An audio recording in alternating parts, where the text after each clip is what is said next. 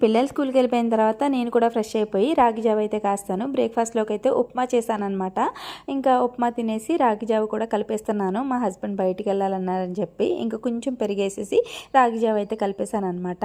Compulsory వేసవి కాలంలో daily రాగి జావ అయితే తాగుతారు మా హస్బెండ్.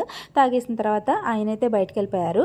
ఇంకా నేనైతే అన్నం కుక్కర్లో పెట్టేశాను. మాకు తెలిసిన వాళ్ళు పాత బియ్యం అడిగారని చెప్పి అవి అయితే శుభ్రం చేస్తున్నాను. ఆ పని అయ్యేటప్పటికే నీరసం వచ్చేసింది. ఈలోపు మా లక్కోడు కూడా వచ్చేసింది. కర్బూజా ఐస్ క్రీమ్ అయితే కోసిచ్చాను అనమాట.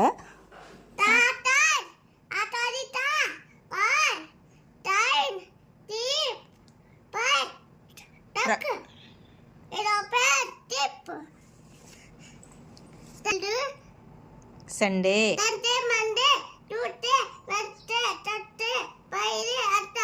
Very good. భోజనం తినేసిన తర్వాత లక్కోడిని అయితే కొంచెంసేపు చదివించాను. ఇంక తర్వాత బట్టలు అయితే మడత పెట్టేసి ఇంక రేపు పొద్దున శుక్రవారం కదండి, క్లీనింగ్ పనులు స్టార్ట్ చేయాలి. మీరైతే ప్లీజ్ వీడియోని లైక్ చేయండి. బాయ్.